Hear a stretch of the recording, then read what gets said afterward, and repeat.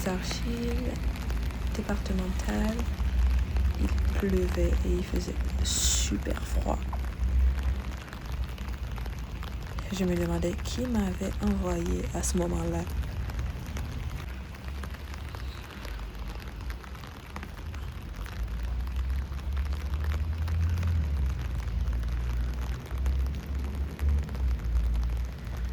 Je marche encore, c'est super long le trajet pour s'y rendre.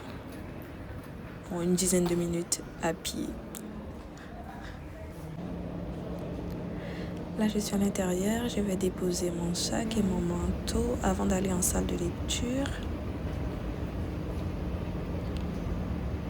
Là, j'ai un petit ticket pour mon casier. Je vais en salle de lecture pour au moins 3 heures. J'ai jamais vu un escalator aussi long.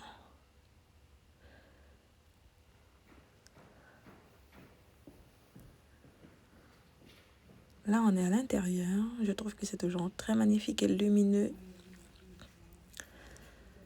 Mon premier grand carton. Je ne pouvais même pas le soulever toute seule tellement c'était lourd.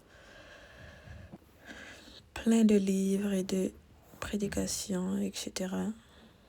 Encore un autre carton.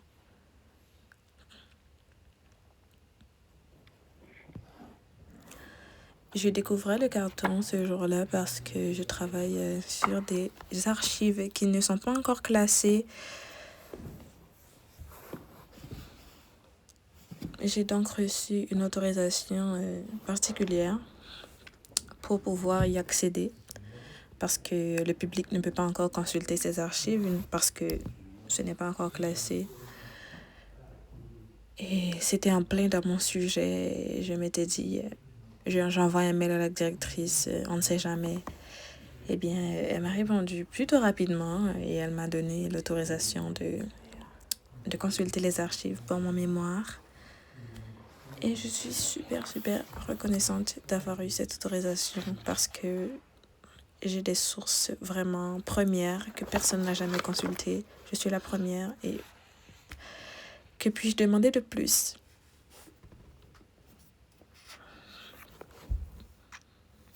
Et là, j'étais dépassée aussi par la quantité de sources que j'avais parce que je ne peux pas tout traiter. Et je me rendais compte que ça allait vraiment être dur. La rédaction de ce deuxième mémoire. J'étais déjà super épuisée parce que lire des documents, les numériser, c'est une horreur. Ça prend vraiment beaucoup de temps. J'avais tellement mal au dos. Le froid aussi me donnait super mal aux articulations. J'avais l'impression que mes muscles se compressaient. C'était horrible. Horrible.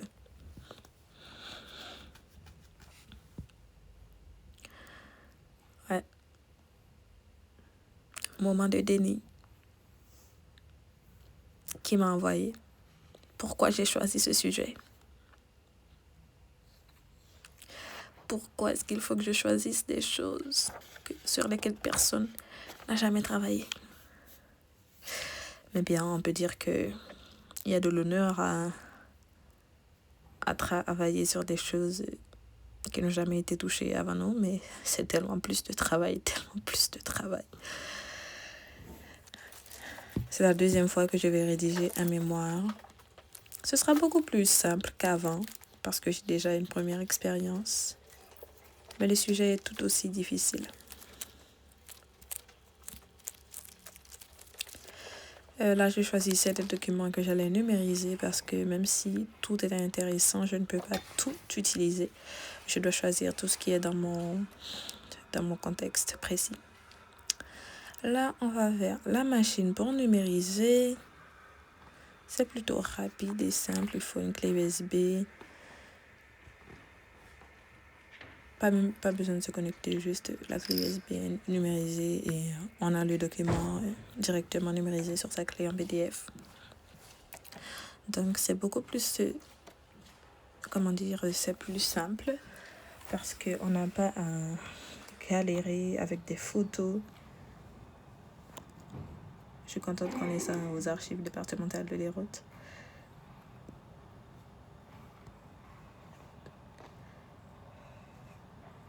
Ça m'a pris un temps fou pour numériser. En plus, il y avait des gens qui attendaient. Je me sentais trop coupable d'avoir autant de documents à numériser.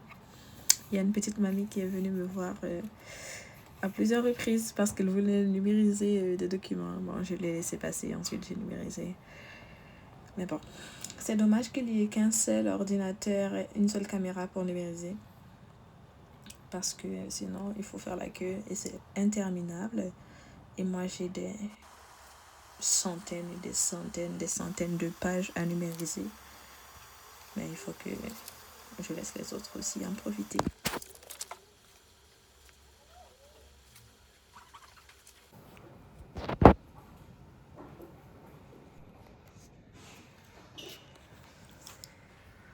Là, je vous montre le processus. On a juste à taper sur numériser. Ça se fait. On valide le document si c'est bien numérisé.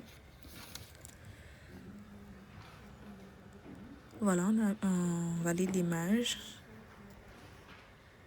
Et quand on a terminé, on fait fin de session, on récupère sa clé USB, on a tous les documents numérisés dessus.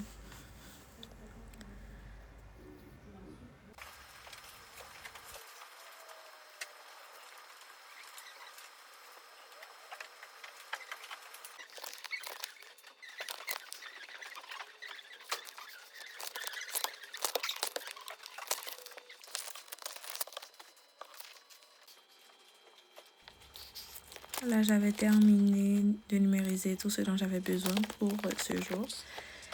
Et je remballe tout, je remets tout comme je les avais trouvés parce que tout doit être très très bien classé au même endroit avant de repartir après vraiment presque 4 heures à l'intérieur de la salle de lecture.